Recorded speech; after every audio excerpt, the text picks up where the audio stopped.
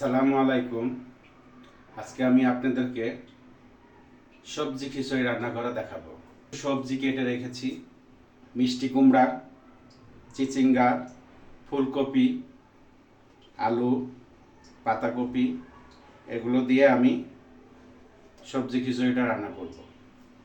এখানে রেখেছি জলপাই। জলপাইটা আমি খিচুড়ির সাথে দিব।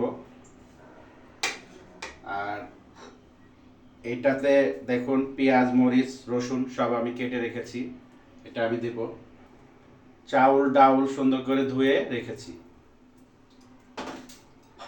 এখানে আছে আদা, রসুন, জিরা বাটা। এখানে রেখেছি গরম মশলা, তেজপাতা, লং, এগুলো।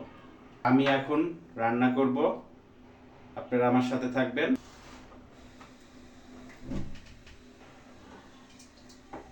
তেল দিয়ে দিলাম। এটার সাথে আমি পেঁয়াজ, কাঁচামরিচ কাটাগুলো দিয়ে দিলাম।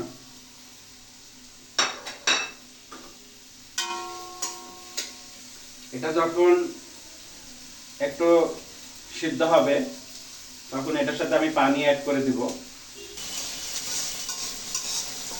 সবজি খিচুড়িতে যত সবজি হবে তত সবজি খিচুড়িটা মজা হবে। দেখুন আমার পেঁয়াজটা, কাঁচামরিচটা সিদ্ধ হয়ে গেছে, হালকা সিদ্ধ করবেন। আমি মশলাগুলা এগুলা সব দিয়ে দিব।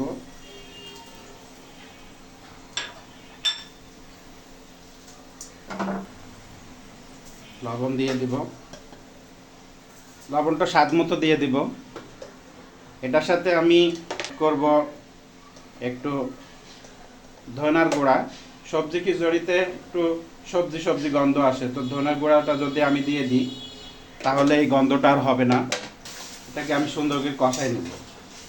হলুদ দিবেন যখন সবজি খিচুড়ি, হলুদটা একটু কম দিবেন, তাহলে কালারটা সুন্দর হবে খিচুড়ি। এটা যখন কষানো হয়ে যাবে তখন সবজিটা দিয়ে দিব। তো আমার মশলাটা এখন হয়ে গেছে, সুন্দর একটা তেল আসছে। আমি এটার মধ্যে সবজিটা দিয়ে দিব।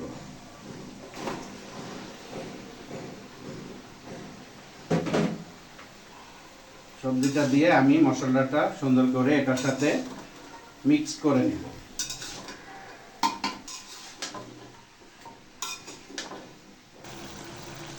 সবজিটা যখন এরকম সিদ্ধ হয়ে যাবে, এরকম কষা নেবেন আপনারা, সবজিটা সুন্দর করে কষায় নেবেন। সবজিটা যত বেশি কষাবেন খিচুড়িটা তত খেতে স্বাদ হবে। তো আমি আর একটু কষায় নিব, নিয়ে এটার সাথে আমি চাউল অ্যাড করে দেব।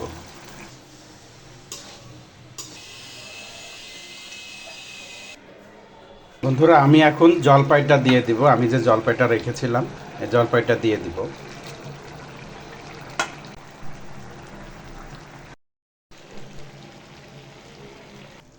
তো বন্ধুরা দেখুন আমার খিচুড়িটা হয়ে গেছে, কত সুন্দর কালার আসছে, খেতে অনেক স্বাদ হবে ইনশাল্লাহ। তো আমার মতো আপনারা এরকম করে রান্না করবেন সবজি খিচুড়ি। এখন রোজার মাস, মাঝে মাঝে সবজি খিচুড়ি খাবেন, কারণ সবসময় ভাজা পোড়া খেলে গ্যাসের সমস্যা হয়, পেটে সমস্যা হয়। তো মাঝে মাঝে সবজি খিচুড়ি খাবেন, আইটেম চেঞ্জ করবেন। সবজি এখন পাওয়া যায় বাজারে, সব ধরনের সবজি পাওয়া যায়। আপনারা নিয়ে এসে এরকম করে খিচুড়ি রান্না করে খেতে পারেন। ধন্যবাদ।